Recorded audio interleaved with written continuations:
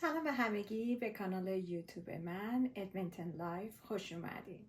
من ایلا هستم و امروز میخوام بهتون چند تا منطقه مسکونی رو که خیلی پرطرفدار و پاپولر هستن و از منطقه های خوب هستن تو این ویدیو بهتون معرفی کنم.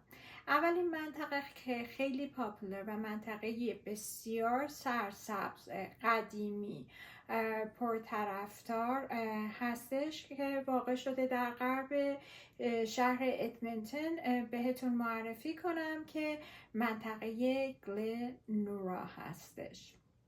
این منطقه در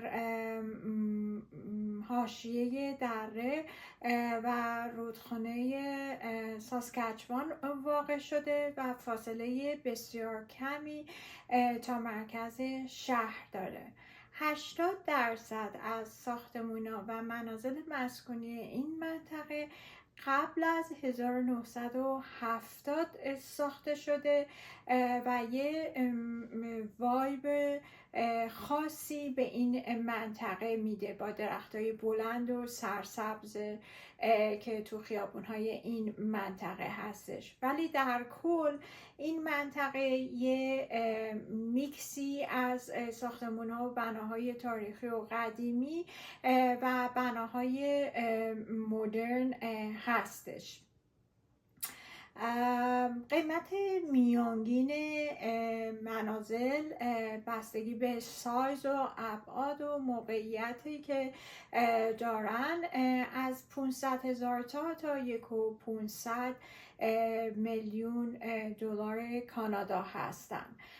ولی یکی از مناطق بسیار زیبا هستش، بسیار پرطرفدار هستش، دسترسی نزدیک به مرکز شهر داره، مدارس بسیار عالی در تمام مقاطع داره.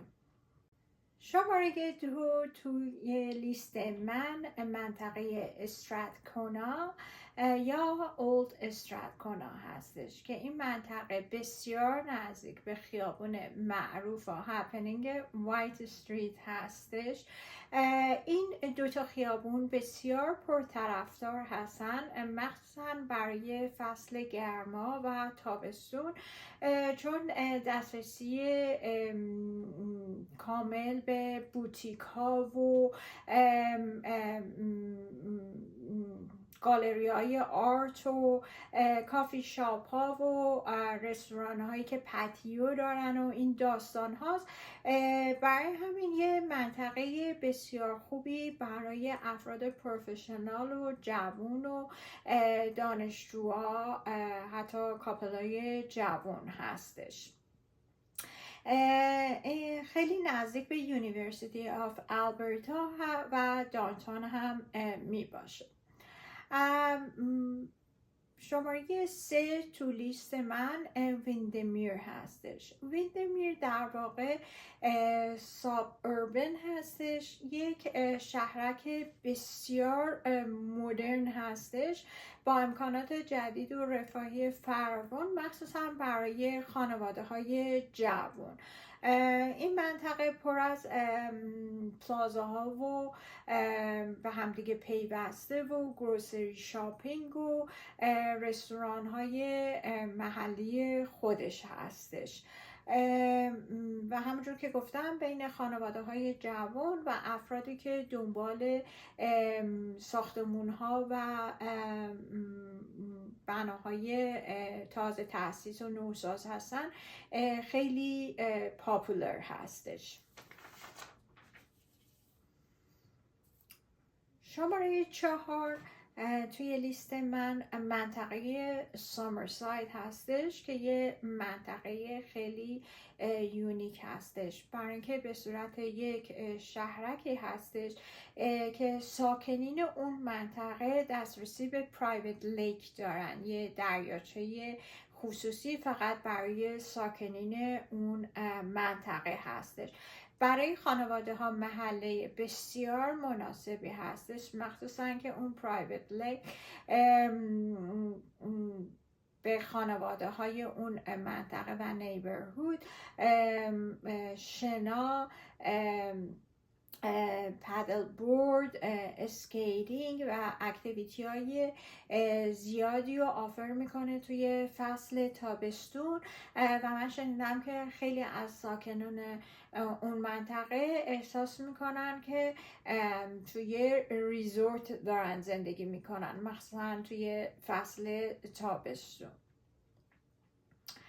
منطقه بعدی منطقه ریچی هستش که بسیار ترندی هستش و در حال توسعه بسیار سریع هستش و دسترسی و خیلی نزدیک به خیابون وایت همینجور و رستوران های محلی یه میکسی از چارم قدیمی و اون توسعه و دیولپمنت جدید هستش، قابل پیاده روی هستش و خیلی محیط و اتمسفر وایبرنتی داره. منطقه بعدی که جزو دوباره یکی از منطقه های اشرافی و آپسکل و پرطرفدار هستش توی شهر ادمنتون، لوی هایت هستش. یک محله هستش پر فضای سبز با ویو ریور ولی نزدیک به باغ وحش و مناسب خانواده هایی هستش که دنبال یه محیط و فضای با آرامش و سکوت خاصی هستن همراه با مناظر طبیعی. گرونترین منطقه هم در ادمنتون وینزر پارک هستش که این هم باز در کنار یونیورسیتی آف آلبرتا و ریور ولی قرار داره. مناظر بسیار بزرگ و لاکچری و چندین میلیون دلاری در این منطقه هستش و ویو اون رودخونه یا ریور ویو رو داره، نزدیک دانتان هستش و آدرسش یکی از با پرستیژ ترین آدرس ها و معروف ترین آدرس ها در شهر ادمنتون هستش. یه مناطق گرون و با کلاس هم شامل این لیست میشه که اینجا براتون تهیه کردم.